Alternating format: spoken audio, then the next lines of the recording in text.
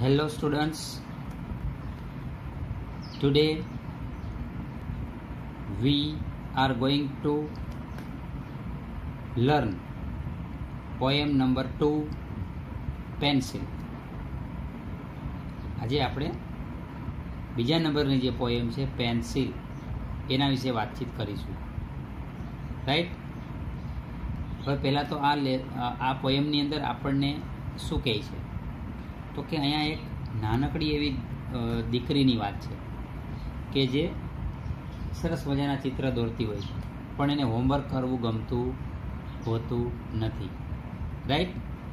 એટલે આ પોએમનો એવો ભાવાર્થ છે કે બાળકને જે વિષયમાં રુચિ હોય, રાઈટ, એ વિષય એને પસંદ કરવા દેવો, એવો આ પોએમની અંદર ભાવાર્થ છે, બરાબર. તો આપણે શરૂ કરીએ પોએમ 2 પેન્સિલ. શું કહીએ અહીંયા તો કે માય ડોટર, મારી દીકરી, લિટલ ડિયર ડોટર, વહાલી નાની દીકરી. ડોટરનો સ્પેલિંગ જોઈ લેજો જરા, બરાબર. DAUGHTER. Lights a pencil. Lights મતલબ પ્રગટાવવું, પ્રજ્વલિત કરવું. હવે લાઇટ્સ અ પેન્સિલ મતલબ એ પેન્સિલને પ્રજ્વલિત કરે છે અથવા તો પેન્સિલને પ્રગટાવે છે. લાઇટ એટલે પ્રકાશ ના થાય, પ્રકાશ થાય પણ ક્યારે, જો એ નાઉન ફોર્મ હોય ને તો. અહીંયા એક ક્રિયાનું રૂપ છે. લાઇટ્સ અ પેન્સિલ મતલબ એ પેન્સિલ પ્રગટાવે છે. શાના વડે તો કે વિથ અ શાર્પનર. જુઓ, વિથ અ શાર્પનર મતલબ શાર્પનર વડે, જે પેન્સિલને જેના વડે આપણે છોલતા હોઈએ, રાઈટ, એ શાર્પનર. એ શાર્પનર વડે પેન્સિલને પ્રજ્વલિત કરે છે, right. The sky of the white paper. હવે અહીંયા કવિની કલ્પના જુઓ.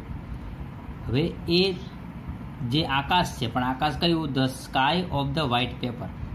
સફેદ કાગળનું આકાશ છે એના માટે, અથવા તો સફેદ કાગળ રૂપી આકાશ.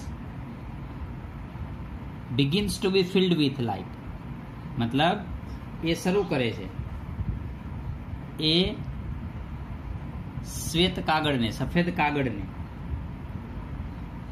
Begins to be filled with light મતલબ પ્રકાશથી પ્રજ્વલિત કરવાનું શરૂ કરે છે. Begins to be filled with light મતલબ એ પ્રકાશથી એને ભરે છે, એ આકાશને, અથવા તો પ્રજ્વલિત કરે છે. ક્લિયર? હવે કેવા ચિત્રો દોરે છે. હવે અહીંયાથી જે પોએમ છે ને બહુ અગત્યની છે. આના આધારે ક્વેશ્ચન આન્સર બહુ પૂછાયેલા છે અગાઉ, એટલે ખાસ ધ્યાનમાં રાખજો, બરાબર સમજજો. The black bird flying away with the tree. કેવા કેવા ચિત્ર દોરે છે એ છોકરી, રાઈટ. એ નાની બાળકી, એ નાની દીકરી, એની વાત છે અહીંયા. તો કે the black bird flying away with the tree. એક કાળું પક્ષી. હવે જો a black bird flying away with the tree મતલબ વૃક્ષને લઈને જતું, વૃક્ષને લઈને જતું, અથવા તો આપણે એવું કહીએ વૃક્ષ સાથે ઉડી જતું એક કાળું પક્ષી. મતલબ એવું ચિત્ર દોરે છે કે જાણે કે પક્ષીએ એ વૃક્ષને ઊંચક્યું હોય, રાઈટ, એવું એ ચિત્ર દોરે છે. તો કે the black bird flying away with the tree એટલે કે વૃક્ષ સાથે ઉડી જતું કાળું પક્ષી, એવું એ ચિત્ર દોરે છે. Glasses on the I of the peacock. Glasses મતલબ ચશ્મા. મોરની આંખોમાં ચશ્મા, આંખો પર, મોરની આંખો પર ચશ્મા. વિચિત્ર વિચિત્ર ચિત્ર દોરે છે. મોરની આંખો પર ચશ્મા. The fire chariot flying in the air. હવામાં ઉડતો અગ્નિરથ. ફાયર મતલબ અગ્નિ, ચેરિયટ મતલબ રથ. હવામાં ઉડતો અગ્નિરથ, એવું એ ચિત્ર દોરે છે. The airplane walking on the road. Airplane ક્યારેય રસ્તા ઉપર ચાલે નહીં, પણ એવું ચિત્ર દોરે છે, જાણે કે એરપ્લેન છે એ રસ્તા ઉપર ઉડતું. મતલબ પ્લેન, રસ્તા પર ઉડતું પ્લેન, એવું એ ચિત્ર દોરે છે. The lion having A conversation with the cow. Conversation શબ્દ યાદ રાખજો. કોન્વર્ઝેશન મતલબ વાતચીત. ગાયો જોડે વાતચીત કરતો સિંહ, એવું એ ચિત્ર દોરે છે. સિંહ છે ગાયો જોડે કદી વાતો કરે ના કરે, એ તો એનો શિકાર જ કરી નાખે. પણ એવું ચિત્ર દોરે છે કે ગાયો સાથે વાતચીત કરતો સિંહ, એવું એ ચિત્ર દોરે છે. પછી a one eyed sun on the black tree. A one eyed sun, એક આંખ વાળો સૂરજ. ઓન ધ બ્લેક ટ્રી, કાળા વૃક્ષ પર એક આંખ વાળો સૂરજ. With a patch of cloud over it, અને તેના ઉપર શું છે? પેચ એટલે ધબ્બા, ઓફ ક્લાઉડ ઓવર ઇટ, ધબ્બા શેના છે? વાદળના. તો એના ઉપર એક વાદળનો ધબ્બો, એ સૂરજ ઉપર એક આંખ વાળું એને સૂરજ દોર્યો, બરાબર. પછી એના ઉપર પાછું એક ધબ્બો વાદળનો, એવું એ ચિત્ર દોરે છે. A blue fish flying on the forehead of the cloud. A blue fish, એક ભૂરી માછલી. અ બ્લુ ફિશ, એક ભૂરી માછલી. ફ્લાઇંગ એટલે કે ઉડતી. On the forehead of the cloud. On the forehead of the cloud. Forehead યાને કે કપાળ. તો એક ભૂરી માછલી વાદળના કપાળ ઉપર ઉડતી. બ્લુ ફિશ ફ્લાઇંગ, ફ્લાઇંગ એટલે ઉડતી. એક ભૂરી માછલી ઉડતી, પણ ક્યાં? On the forehead of the cloud, મતલબ વાદળના લલાટ ઉપર, વાદળના કપાળ ઉપર. ફોરહેડ મતલબ કપાળ, right. The yellow butterfly swimming in the waterfall. The yellow butterfly મતલબ પીળું પતંગિયું. સ્વિમિંગ એટલે તરતું. ઇન ધ વોટરફોલ, વોટરફોલ મતલબ આપણે જેને કહીએ છીએ ધોધ, રાઈટ. તો ધોધમાં તરતું એક પીળું પતંગિયું, બરાબર. તો એવું એ ચિત્ર દોરે છે. હવે આની અંદર તમારે ખાસ ધ્યાનમાં રાખવાનું છે કે કઈ કઈ કન્ડિશન છે દરેકની, રાઈટ. તો એ ખાસ ધ્યાનમાં રાખજો, બરાબર. 1 વખત 2 વખત 3 વખત વાંચી જજો. માન લો કે તમને એવું પૂછાય કે ભાઈ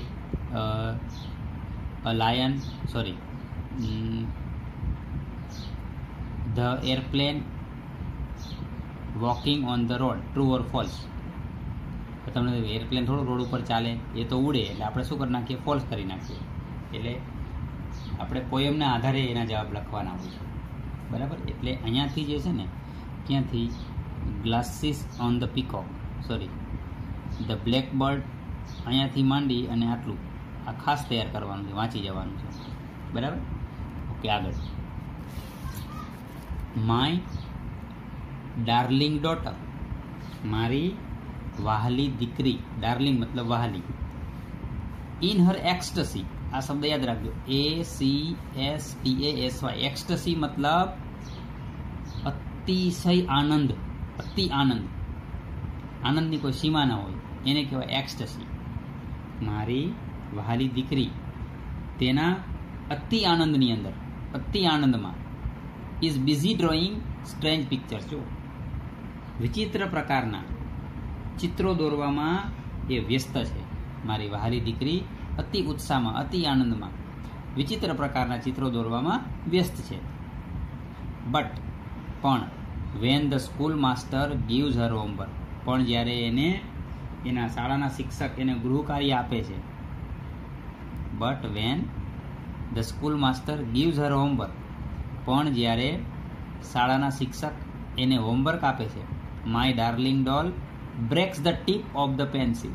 મારી વાલી જે ઢીંગલી છે મતલબ દીકરી એની, breaks the tip of the pencil in anger. ગુસ્સામાં જે અણી છે પેન્સિલની એને શું કરી નાખે છે?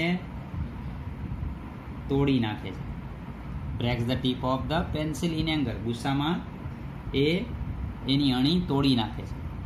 And the candle of the pencil is extinguished. જો અને પેન્સિલની જે પેન્સિલ રૂપી જે મીણબત્તી છે, and the candle of the pencil મતલબ પેન્સિલની જે મીણબત્તી છે, રાઈટ, ઇઝ એક્સટિંગ્યુઇશ્ડ. આ શબ્દ યાદ રાખજો. એક્સટિંગ્યુઇશ્ડ મતલબ ઓલવાઈ જવું. એ ઓલવાઈ જાય છે. Only the smoke remains. અને માત્ર ને માત્ર શ્વેત કાગળમાં ઓનલી ધ સ્મોક રિમેન્સ માત્ર ને માત્ર ધુમાડો રહે છે. ક્યાં? On the sky of the white paper. સફેદ કાગળ કે જે આકાશરૂપી જે સફેદ કાગળ છે આપણે શરૂઆતમાં જોયું, એમાં માત્ર ને માત્ર ધુમાડો રહે છે. રાઈટ. તો આવી સરસ મજાની પોએમ છે. એના પોએટ હતા જયંત પરમાર. એટલે કહેવાનો મતલબ આમાં શું થાય છે કે માતા પિતાએ જે બાળકને જેમાં રસ છે, રાઈટ, એ જ કામ એને કરવા દેવું જોઈએ. આવો મતલબ થાય છે આ પોએમનો. રાઈટ. હવે આપણે એનું એક્સરસાઇઝ જોઈ લઈએ. એક્સરસાઇઝની અંદર આપણે જોઈએ એન્ટોનિમ્સ જોઈએ. કે તો આપણે અહીંયા C2 શરૂ કરીએ. C1ની બહુ જરૂરિયાત નથી. તો કે find out the antonyms of this from the poem. પોએમમાંથી તમારે એના વિરોધી શબ્દ શોધવાના છે. બરાબર. બ્લેક તો બધાને ફાવે જ. બ્લેક તો એનું ઓપોઝિટ શું થાય? એનો વિરોધી શું થાય? વ્હાઇટ. ડાર્કનેસ મતલબ અંધકાર. તો અંધકારનો ઓપોઝિટ શબ્દ આપણે લેસનમાં આવી ગયો. શું? લાઇટ. રાઈટ. એમ્પ્ટી. એમ્પ્ટી મતલબ ખાલી ખાલી થયેલું. તો આપણે કહેવાનું છે ભરેલું. તો ફિલ્ડ. કિન્ડલ્ડ. કિન્ડલ્ડ મતલબ પ્રજ્વલિત કરેલું, પ્રકાશિત કરેલું. તો એનો ઓપોઝિટ થશે એક્સટિંગ્યુઇશ્ડ. એક્સટિંગ્યુઇશ્ડ મતલબ ઓલવેલું. ઓલવેલું આપણે છેલ્લે શબ્દ આવી ગયો ઓલવેલું. ડ્રાઉનિંગ.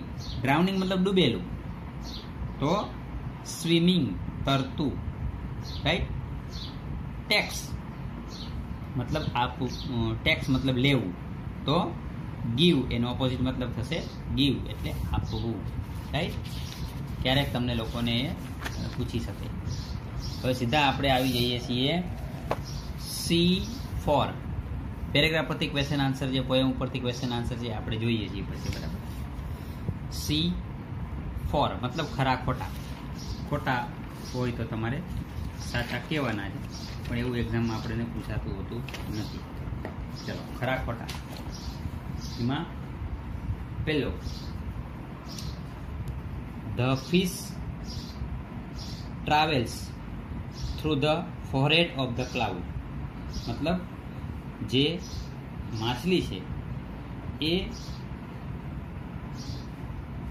વાદળના કપાળ ઉપર થઈને મતલબ એ મુસાફરી કરે છે. તો સાચી વાત છે. The girl is busy શાર્પનિંગ Har pencil. જુઓ, છોકરી છે એ પેન્સિલની અણી કાઢવામાં વ્યસ્ત છે. તો સાચું કે ખોટું? દેખીતું આપણને સાચું લાગે, પણ હકીકતે બિઝી છે એ પેન્સિલની અણી કાઢવામાં વ્યસ્ત નથી, પણ શેમાં વ્યસ્ત છે? ચિત્રો દોરવામાં. રાઈટ. એટલે the girl is busy drawing strange pictures. Right. Next, the girl hates doing the homework given by the teacher. છોકરી છે એ જે શિક્ષક દ્વારા એને હોમવર્ક આપવામાં આવ્યું છે એ હોમવર્ક કરવાનું એ ધિક્કારે છે. તો બરાબર છે, સાચી વાત છે. એને હોમવર્ક કરવું ગમતું નથી. The airplane is flying through the clouds.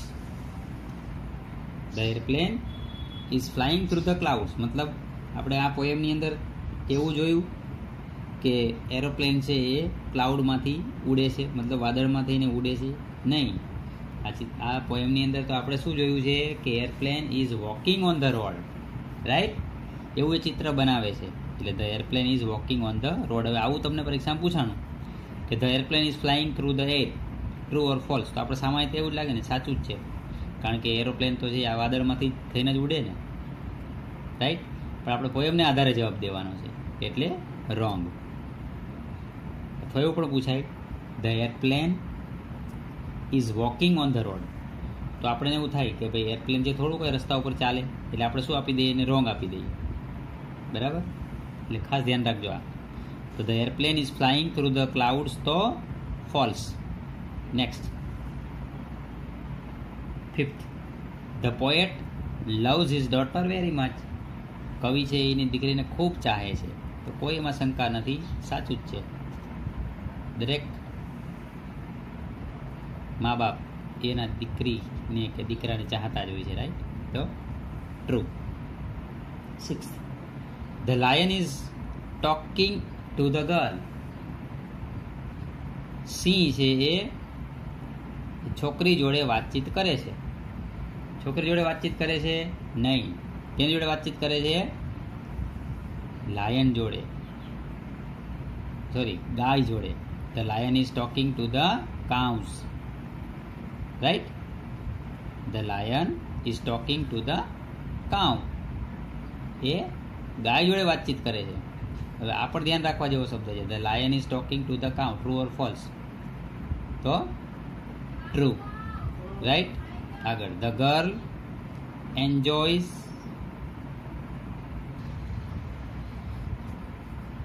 Next, the girl enjoys drawing pictures. છોકરી છે એ ચિત્રો દોરવાનો આનંદ માણે છે, તો right. The girl smashes the point of the pencil.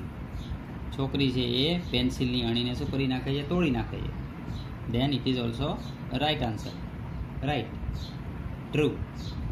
The sun doesn't have any patches of cloud over it. સૂર્યને, the sun doesn't have any patches of the cloud over it. મતલબ સૂર્યને કોઈ ધાબા નથી. જે વાદળ એના ઉપર છે સૂર્ય ઉપર, એમાં કોઈ ધાબા નથી. તો ફોલ્સ. કેમ? તો કે the sun has a patches of cloud over it, right? એમાં ધાબા છે. 10th, the girl feels happy in making the picture of the animals only. છોકરી છે ફીલ્સ હેપી મતલબ ખુશ થાય છે. In making the picture of the animals only, માત્ર ને માત્ર પ્રાણીઓના ચિત્રો દોરીને. તો ટ્રુ. ક્લિયર? તો અહીંયા આપણે ખરા ખોટા જોયા. હવે જે પોએમ ઉપરથી ક્વેશ્ચન આન્સર હોય છે, બરાબર, એની થોડી આપણે ચર્ચા કરી જોઈએ. તો એની અંદર ખાસ જે પોએમ મેં કીધી ત્યાંથી જોવાનું છે આપણે. માની લો કે પોએમ લેવાની છે તમારે અહીંયાથી. ધ બ્લેક બર્ડ, અહીંયાથી ધ બ્લેક બર્ડ અહીંયાથી માંડી અને conversation with the cow. Conversation with the cow, આટલી આપણે 4 કે 5 લાઈન પૂછાતી હોય એક્ઝામની અંદર, એના આધારે ક્વેશ્ચન આન્સર હોય, બરાબર? તો ફરી એકવાર જોઈએ, વાંચી જઈએ અહીંયા સુધી. The black bird flying away with the tree, glasses on the eyes of the peacock, the fire chariot flying in the air, the airplane walking on the road, the lion having a conversation with the cows, right? ચલો, તો પહેલો પ્રશ્ન હું તમને કહું છું poem ઉપરથી, બરાબર? તે કે અહીંયા લખ્યું છે કે vote is the black bird doing. પ્રશ્ન પણ તમને બતાવું છું. પ્રશ્ન છે what is the black bird doing. પહેલો પ્રશ્ન, vote is the black bird doing. ચલો, બ્લેક બર્ડ છે એ શું કરે છે? What is the black bird doing? તમારે આપેલું છે the black bird flying away with the tree. પણ લખવું શું પડે? અહીંયા ઇઝ નથી જો વાક્યની અંદર, પણ જવાબ લખીએ છીએ એટલે લખવું પડે. The black bird is flying away with the tree. પ્રશ્ન શું હતો આપણો? What is the black bird doing? તો the black bird is flying away with the tree. Right, મતલબ એ ઝાડ લઈને ઉડી જાય છે. નેક્સ્ટ, બીજો પ્રશ્ન. સોરી, સેકન્ડ ક્વેશ્ચન અહીંયા આપેલો છે. What is strange about the peacock drawn by the girl? જોજો બરાબર ક્વેશ્ચન. વોટ ઇઝ સ્ટ્રેન્જ, શું છે વિચિત્ર એ મોરનું, જે મોર એ છોકરી દ્વારા દોરવામાં આવ્યો છે. Right, what is strange about the peacock drawn by the girl? તો શું છે? Glasses on the eyes of the peacock. તો the peacock drawn by the girl is wearing a glasses. wearing glasses મતલબ એને ચશ્મા પહેર્યા છે. wearing glasses એ આવે નહીં, કારણ કે એ પ્લુરલ ફોર્મમાં છે. બરાબર, સીધું લખી નાખો તોય ચાલે. there is glasses on the eyes of the peacock is strange about the peacock drawn by the girl. એ તે લખો તો પણ ચાલે. બરાબર, અથવા the peacock drawn by the girl is wearing a glasses. એ તે લખો તોય ચાલે. Third question. what is flying in the air? ત્રીજો પ્રશ્ન શું છે? what is flying in the air? હવામાં શું ઉડી રહ્યું છે? what is flying in the air? સાવ સહેલું. તો the fire chariot is flying in the air. હવામાં શું ઉડી રહ્યું છે? તો કે the fire chariot is flying in the air. Right. Fourth question. What is walking on the road?